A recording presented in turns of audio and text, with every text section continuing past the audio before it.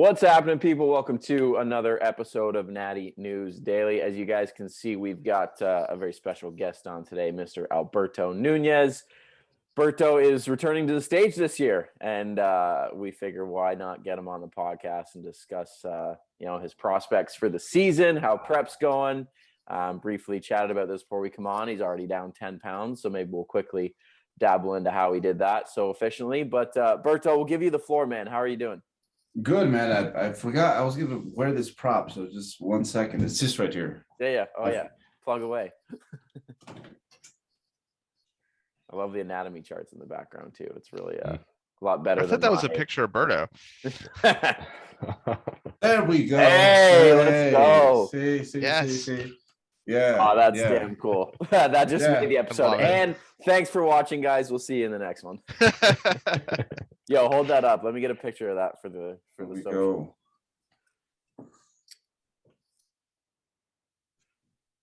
Mint. That's sick. Yeah, man. That was nice, man. It was. But at first I was like, nah, I didn't win this one. That was good old Leroy, man. But no, I like, I guess I said this the other day, is like, I remember when I started doing this, like I'd post on bodybuilding.com, and I just wanted to meet, more than anything, other people that did this, because especially back then, you were the one weirdo at your gym that had aspirations of not just like looking good for the summer or for that Friday night, or just to wear muscles as general accessories, and plug in there, post my logs, but like, they weren't gonna go a whole lot of hit back. So I'm like, man, this is still pretty lonely. But then eventually you gain some traction, and now it's fun because it doesn't feel like you're prepping alone necessarily. Definitely low pressure, when because people expect something good to happen, something a little different, a little better than the last time.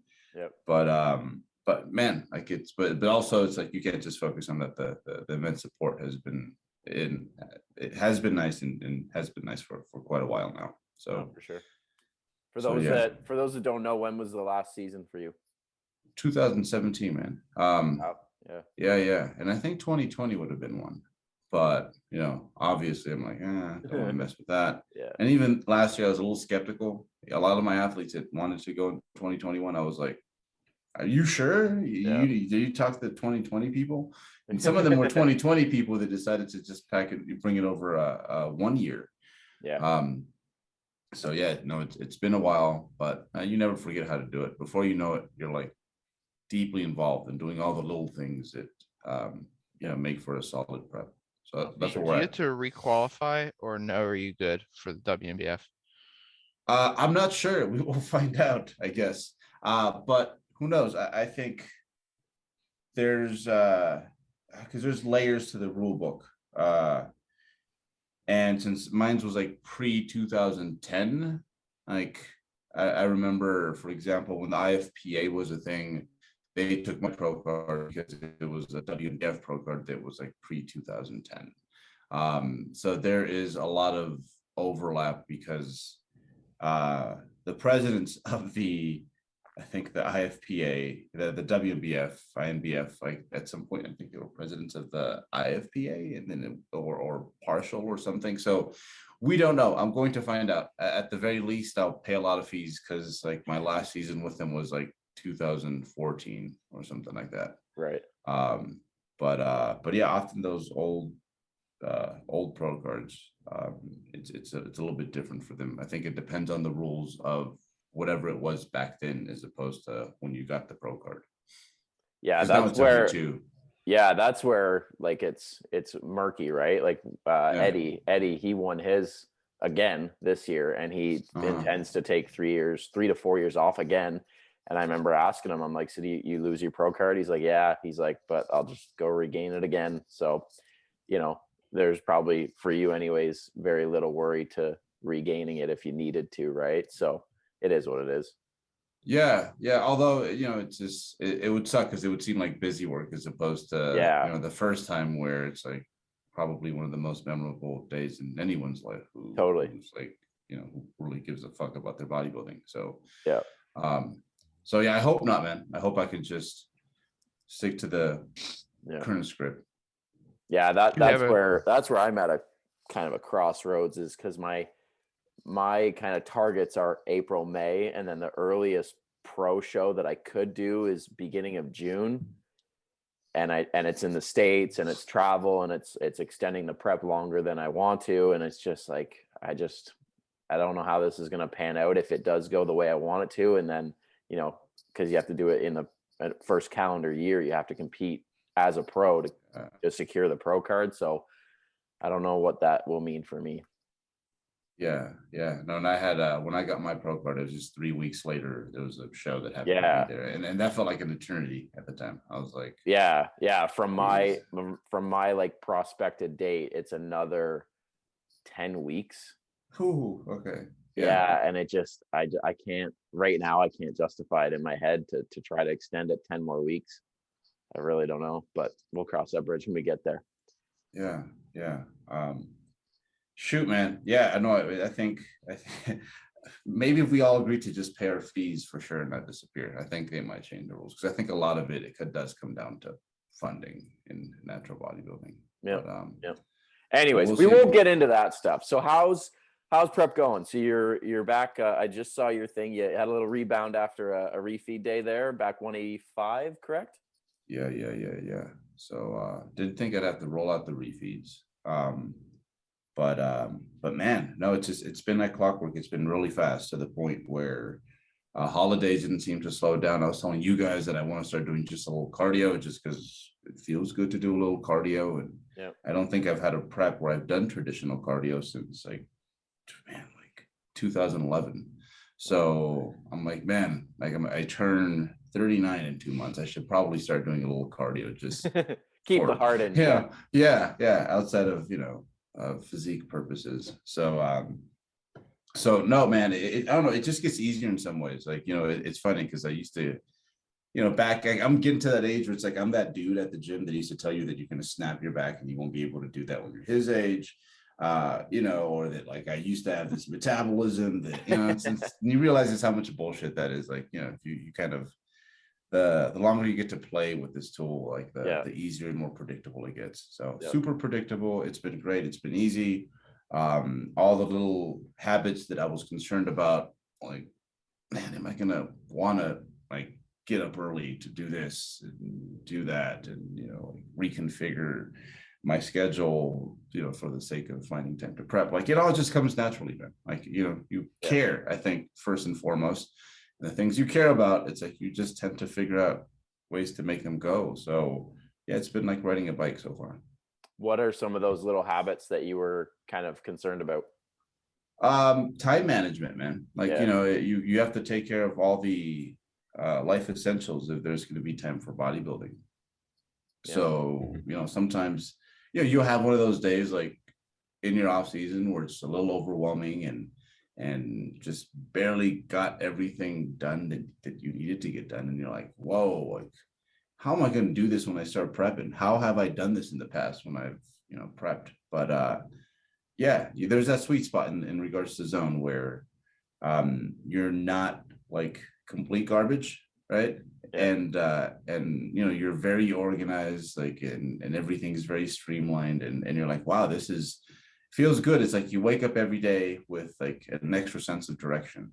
Not just when it comes to bodybuilding, but everything else. And it's something that, like you guys, if you've lived through that, it's an amazing feeling, like when you're in that sweet spot.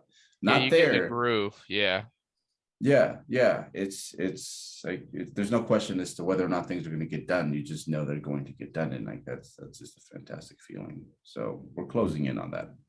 It's amazing the positive, like, productivity changes. Like when you look at it from the outside, it's like, okay, I'm going to be eating less. I'm going to be expending more. Like, I'm going to be, tapping into feeling tired. But it's like, at the same time, I completely understand what you're saying. Like, I was up at like 6 o'clock messing around with logo stuff for the Natty News stuff. Like, you just you're like, man, I feel good. I could do this. Mind you, by about 8 o'clock at night, I'm ready to be completely useless on the couch. But until then, I am extremely productive. So I completely understand what you're saying. The efficiency of like how you go about your day. Yeah. Increases. Oh yeah. Like client check-ins, like I'll have this podcast edited like as soon as we're done. Sheesh. Yeah, it's like the way I usually go about my days, like I give myself like these like these little like this is how much time I get to spend on this task, that task, and they're usually kind of almost insane.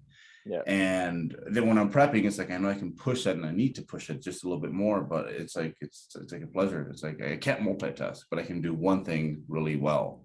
Like it's my friend Ben was telling me, Ben Escrow, that the supplement guy Ben Escrow, that he's like, well, you know, as humans, it's like we're not like the most physically imposing of creatures. So if your body thinks it's going through a fathom, it's going to rewire things, and who knows, it might like invest in, I guess, making you smarter, because you certainly feel smarter, you know. Right, even when from the outside to others it seems like you've slowed down, you feel like everything is, you're more creative, you know, right, logo design, things like that.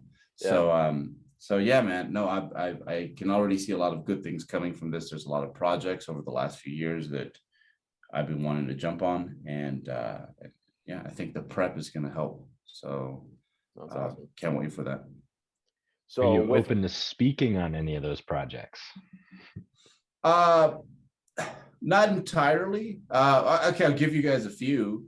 I'll give you guys one. I think the passing of John Madden, like the you know, from the football guy, right, to a lot of folks, like I was like, oh wow, this guy was like a tremendous coach, tremendous you know, broadcaster, and you know, the whole you know, video game thing as well. It's like, wow, he was great at many different things, and kind of like and partially inspired by what you guys have been doing. It's like I want to do a better job in promoting the sport. So there was a video that I released a few weeks back on the YouTube channel that, you know, tried to do just that. And yeah, I want to cook up a few more projects similar to that, where it's just like I think the next one I have coming up is going to be just and I'm still building up the list, because, you know, top 10s, that's how you do it.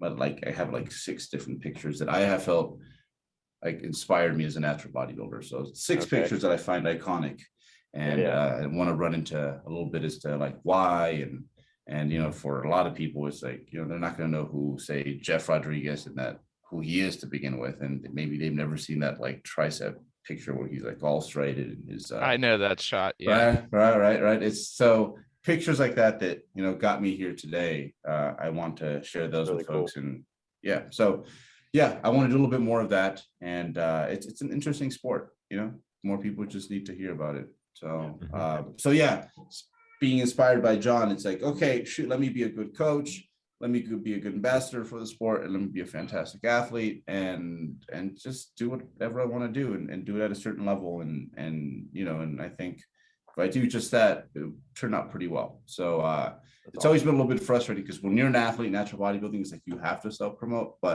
and I think initially you're like, well, why can't it just be like other sports, which is like I just do my thing and the media's there.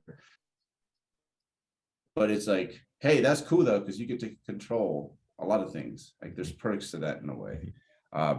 So yeah, that's one of my main projects. Is just trying to, you know, spread the word a little bit on natural bodybuilding, and why I think it should be a valid option for a lot of folks. I think it's interesting because a lot of other sports have kind of come to a crossroads where it used to, like with the advent of social media. Oh, like, yeah. A lot of teams are having issues with guys that realize, oh, I can self-promote now.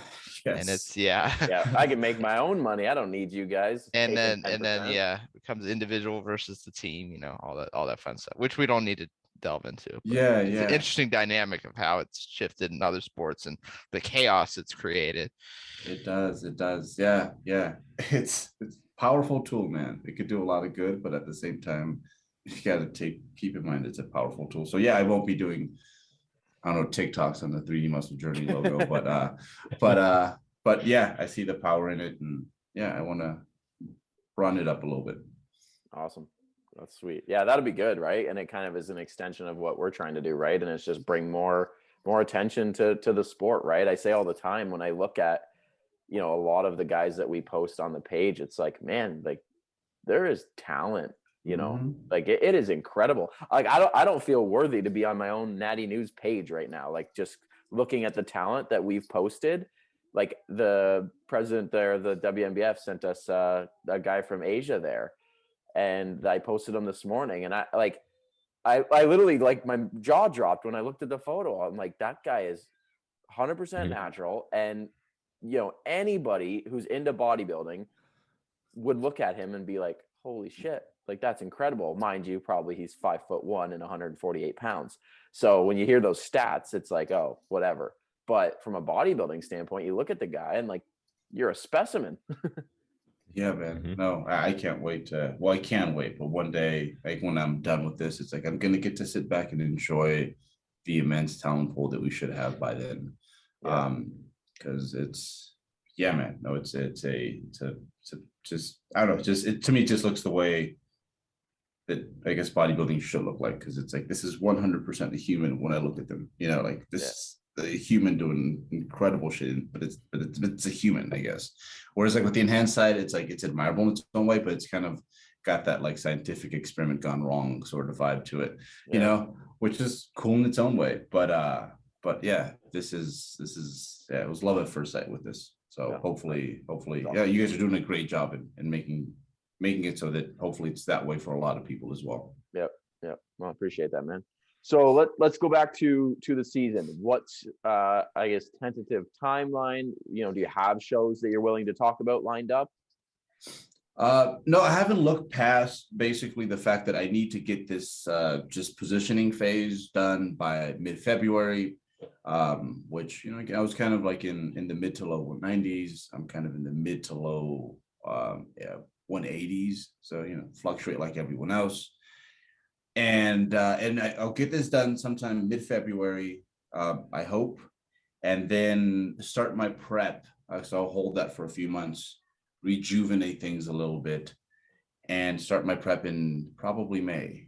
Start in May, and then we'll see what happens. Like if it starts early May, shoot, I wouldn't be surprised if I could do maybe even the Muscle Mayhem in California third week of July.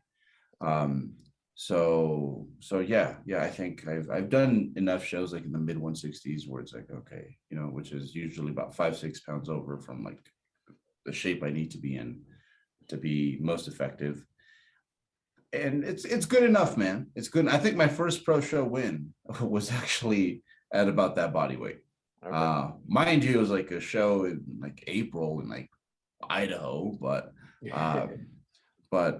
still, I was like, okay, we can do that. So yeah, just more so focus on what I need to do right now. When it comes to the schedule, I want to do a little bit of everything. I definitely want to focus on the INBF, WNBF, but I'll do a few NPC shows if need be. Those have always been a whole lot of fun. And well, maybe some NGA shows as well. So probably NGA, INBF, and NPC is going to be the main focus, and maybe some OCB if there's something that I cross. I'd suggest looking at Mr. America as well if it lines up with your schedule. So is that I'd love to see you. It is okay. As long as you have a pro card, you're good to compete. I'd love to see you with that lighting. Okay. That lighting was nasty. Like you would be, yeah. All right. Hey, that's late in the year too, right? It's first. It was last year. Last year was first week of October. Oh, that's perfect. Okay. Yeah. Okay. There's an idea.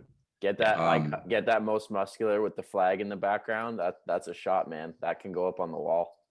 Hey. No, that's. I mean, lighting is that important. Like, you pay a lot of money for those pictures. And I'm willing to pay like $200 for a set of pictures, like as long as like one or two is good. Like that's literally all we fish for. But yeah. So right now, just trying to take care of business here. And my favorite part of anything is the kind of like holding it period, like post setting up the diet. Cause like that's the physique that like if it were up to me, I would just be rolling with like 24/7. Like it's like I feel healthy, I feel good. Like all those little tidbits that we talk about that where you're like life comes in order. It's like you have to be mindful to kind of maintain that, but it's in a very sustainable way. Like I You're feel still that. full, muscular. You still have pumps. You look, look good from a general standpoint too, not just the bodybuilding standpoint. But yeah. Yeah, yeah, and you still have to, I guess, not that you're not always trying, but like you have to try. So it's all things like, okay, gonna make a slightly better decision at this restaurant. I'll have one beer instead of three, things like that, and those little victories feel good, and yeah, you get to see your efforts like they're there the whole time, like all the little muscle groups you don't usually get to see. Yeah. So I can't wait to just rock that outfit for a while, because it's definitely my favorite version of me. Mhm. It's Can we expand on that timeline a little bit? Because one of the things I still see a lot with younger athletes is, their prep has gotten longer from when you started, but it's still that like, all right, I'll be ready in 16 weeks. I'll be ready in 18 weeks. And they're, 40 pounds over. So you were what, like high 190s down to 190. And then I know you mentioned that like 3 month or so maintenance period. So kind of like walk us through those markers for you. Yeah. So for me, my sweet spot when it comes to the off season, it's like making gains between like 15 to 20% above contest weight in regards to body weight, right? Not body fat percentage. So I kind of like, take care of business there. I'll get up to like 20% above my contest weight and then bring it back down to 15. And then that's how my cut and gaining cycles work. But when it comes to like starting my prep, I like to be like somewhere in the 8-ish% above contest weight when I do press that button. So it's like, while this outfit, this heavier version of me, is great for the off season, it's more pliable when it comes to just general life. It recovers better. It's more resistant to injury. Yep. It's just not a great place to start a prep from. So much like the way I like to do it with my athletes and myself, I will bring myself down to somewhere in the mid to low 170s, and then run a small mini 2 month mini gaining phase, because if I'm going to regenerate things after setting up the diet and putting myself in that fantastic position, it's like you just really want to make sure you maximize that time so that you can maybe work on a few last minute things before you commit to a prep, but also to ensure that like you have regenerated health the whole way. So right now we're still trending downwards. I'd like to get down to 175. That would be nice. And then ideally start this prep in May below 180. Is 175 about where you kind of see your kind of some of your markers kind of get like start to not go, but like health markers? Health Is that, markers? yeah. Or where do you kind of see that? Do you kind of like get to the close to the edge, not the edge, but where you're starting to see things go a little bit, and then like, okay, I need to kind of run the mini gating phase from here before I dig into. I don't know. No, I think, but that's something you should keep in mind when setting someone up. It's like, where is that threshold? Realistically, the only thing you should see impacted is maybe you're just a little bit more dependent on your food, on like incoming energy sources as opposed to like what you have stored. So it's like if you don't eat for 4 or 5 hours, you just kind of feel it, or you're like, I can go for that. So yeah, your body's probably a little bit more transparent at that body weight, and that, like, hey, if you get a few nights of bad sleep, stress is high, it's going to impact training, this and that. But generally speaking, you still want a pretty healthy athlete. Nevertheless, yes, just like losing, however much weight you had to lose to get into that nice positioning, there's still going to be some things to regenerate that you don't necessarily feel. Like with me, I don't necessarily feel any of that. Like to be honest, it's like the last like 3-4 pounds that like feel where all those symptoms start to really come into play. What I do get is much less water retention, that deep fullness that you really just can't get from refeeds. Like I'll get some of that back. but yeah, the less flickery look is probably the thing that regenerates the most by the end of this this kind of I guess rejuvenation phase before I start the contest prep. And that's just nice to me. That tells me that, okay, whatever stress I might have created like through the fat loss period, like that's kind of gone. And realistically, it doesn't take that long to get there. It usually takes about 3 weeks, 4 weeks. And I'm like, oh, okay. Like most fat loss phases, it's like, this is what you look like at the end of it. And you're pretty pleased with that. And you kind of know to expect, like, okay, I'll look a little bit better as I slowly bring up my calories. But it always kind of blows you away. Like, you know, a month into eating, you're like, oh, wow, this is actually what I look like. Like this is me full. This is me without water retention, more consistent GI tract, better sleep, all that. So no, there shouldn't be too much to recover from, outside of mostly just a more consistent look, and yeah, just a chance to put on like the finishing touches on something that might be annoying me. Like, hey, you know, maybe you needed a little bit more teres major work, you know, the lateral head of your tricep is, you know, not what you imagine, things like that. But no, it shouldn't beat you up too hard. Yep. What because we're coming up on our last 5 to 10 minutes here. What's kind of your biggest like, I don't want to use the word suggestions, but you could tell your passion for this sport is just as good, if not even more so than when you started, and you've been in the game for so long. And this is something that I think, you know, for us younger athletes is really kind of interesting to talk to more experienced athletes about. But what do you find has kept you in this for so long and with such like enjoyment and vigor with it? Man, without saying, oh, you just got to love the process. Yeah. Man, like I think I've always been into like halfway geeky things, and they haven't always been other people's cup of tea. And I think in the past it's been one of those things where, like, I remember I was doing fantasy football like in middle school, like, and like, given my age, I had to mail my stuff in, you know. And like, I love stats and I love projecting stats, and like I was just into stuff like that, and but it was one of those things where it's like, I'd rather just not like share, you know. It's like, no one really gives a fuck. But when it comes to this, it's one of those where, okay, I'm not going to talk to my girlfriend about like, hey, for like how fantastic Jim Cordova was, and like we're going to have this tree all day where I'm just sending her Jim Cordova pics. But to me, it's like, okay, you know, find like a nice group of people that you can nerd out with. And I think now more than ever, it's easier to do that. For sure. So yeah, like allow yourself to, like, I guess, express that, to like really just go down that like freaking rabbit hole. And with most things, like you're going to find out, okay, this is really something I love, or something that I don't, you know, or, you know, not nearly as much as I did. So if you suspect you love this, it's like, go down that rabbit hole, man. You know, find yourself a nice little network of friends that you can nerd out with, or pages like, you know, y'all's page, and just dive deep. And if it's meant to be, it's like, man, it's gonna feel so natural to just continue on with this like 20 something years later, the way I have. Yeah.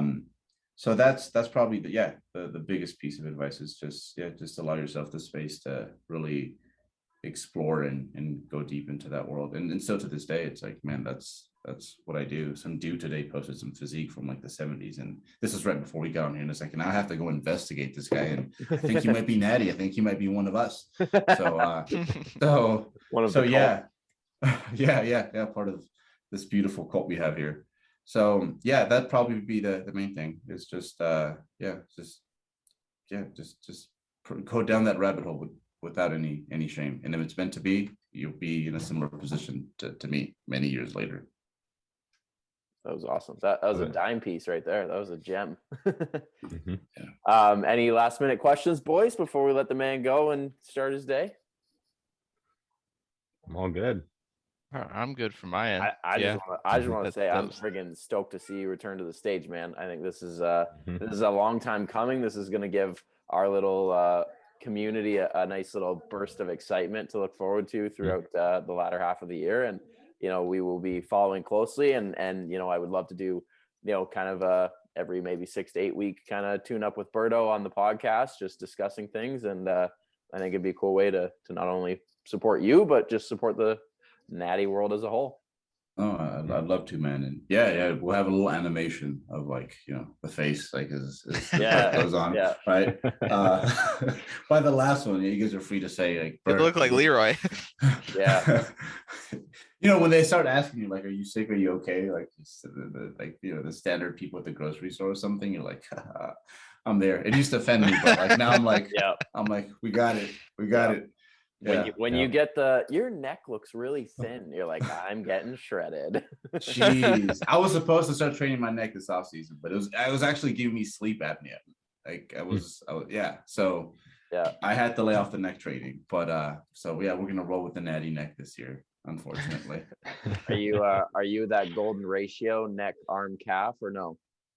Like 17s or whatever it is, like across the board. Yeah. That's some Steve Reeves shit right there. No, the calves are obviously the worst, and actually the neck is like it's like 17 and some change. Yeah. That's so it beats me, but yeah, the calves are like we're not going to throw them into this equation, man. They're good enough given where I started, but no, man, I can't wait to look like shit and share it with you guys. We can't wait to watch. All right, people, if you guys enjoyed this episode with Berto, let us know. And if you guys have questions for him or things maybe we want to talk about next time we get him on, DM any one of us or DM the Natty News page, and we'll kind of save them for the future episodes. But Berto, we thank you again, my man. We really appreciate it, and look forward to watching the prep. Hey, right on. Thank you for having me, guys. Awesome. We'll see you guys in the next episode. Don't forget to like, subscribe, stay up to date for future episodes, and we'll see you guys in the next one.